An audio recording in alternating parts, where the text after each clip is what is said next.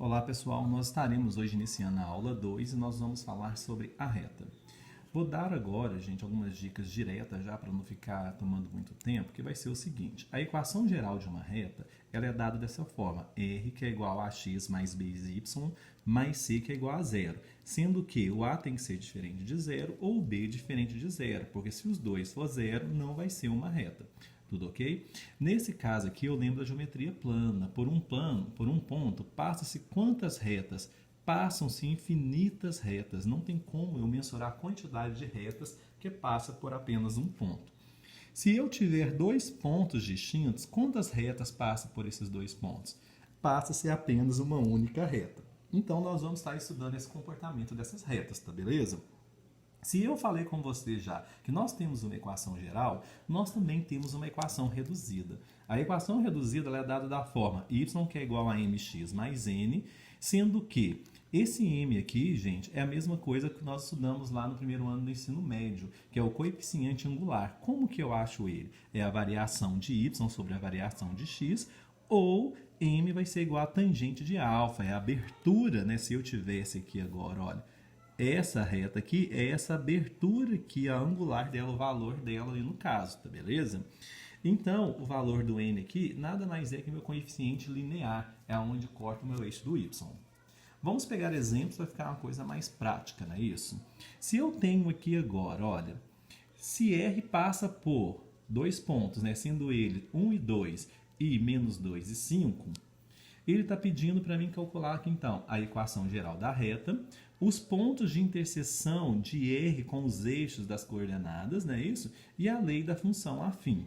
Vamos lá, então? Vamos fazer primeiro aqui, então, a questão da equação geral. Gente, a gente acha uma equação geral, no caso aqui, a gente faz pelo processo da determinante, tá beleza? Que nós já falamos em outras aulas aí. Só que tem outros processos de fazer também, mas eu vou utilizar ele. Só que eu vou usar uma forma mais reduzida aqui, tá beleza? Como eu quero achar, né, uma equação, eu vou chamar sempre a primeira linha de x e y, que é o par ordenado, né, isso? E eu vou copiar os par ordenados que já foram me dados. Então, é 1 e 2, menos 2 e 5, sempre repetindo a primeira linha, tá vendo? x, y. Vou fazer a multiplicação da vinda e a multiplicação da volta. Então, 2 vezes x, 2x. 1 vezes 5, 5. Menos 2 vezes y, menos 2y. Em diagonal, tá vendo? Agora eu vou fazer a volta. Y vezes 1, y. Aí, quando eu passo para esse lado de cá, ele troca o sinal. Então, vai ficar menos y. Menos 2 vezes 2, menos 4. Vem para cá 4 positivo. 5 vezes x, 5x positivo. Vem para cá negativo. O que eu faço com esses dois valores? Eu tenho que somar essa coluna aqui com essa coluna. Então, menos 5x com mais 2x, menos 3x aqui. Menos y com menos 3y, menos 3y. 4 com mais 5 vai dar 9. E tudo tem que ser igual a zero, porque eu estou falando de determinante, né? Então tem que ser igual a zero. Então eu não posso dividir os dois lados da igualdade por menos 3. Então, aqui no caso, menos 3 dividido por menos 3 vai dar 1 positivo. Então, vai dar x aqui no caso. Eu trouxe o x para cá. Menos 3y dividido por menos 3, mais y. 9 dividido por menos 3, menos 3. Então, aqui eu acabei de achar a minha equação geral. Por isso que eu gosto de fazer por esse termo, que eu já acho a equação. Agora, a 2, a questão ali, a letra B, ele fala o seguinte, para mim achar os pontos de intersecção, não é isso? Se eu estou falando que a minha reta está cortando o eixo x e o eixo y, então quando ela corta o eixo x, então, o y tem que valer quanto? Zero, não é isso? Então eu vou achar o zero da função que eu falo.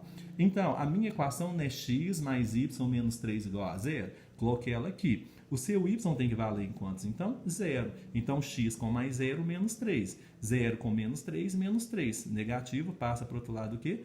Positivo. Então, o meu par ordenado vai ser 3 e 0. Eu posso chamar isso aqui também de zero da função.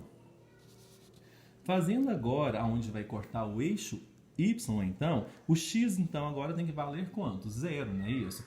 Então, seria o seguinte, copia novamente aqui, olha, a equação geral, que é x mais y menos 3 igual a zero. Seu x vale quantos agora? Zero. 0 com mais y menos 3 igual a zero. 0 com menos 3, menos 3. Passa para o outro lado, mais 3. Então, seu ponto n, no caso que eu chamei aqui, é 0 e 3. Eu também o chamo de quem? De coeficiente linear. E por último, pede para eu achar a lei da função afim. A lei da função afim, então, é a mesma coisa que eu achar a equação reduzida dessa minha equação geral. O que é a equação reduzida? Deixar o y sozinho. Pega o y, deixa aí sozinho, igual. Se o x está positivo, ele vem para o outro lado, negativo. Menos 3 vem para o outro lado, mais 3. Então, eu isolei o y aqui no caso. Essa aqui é a minha equação reduzida. Tudo ok?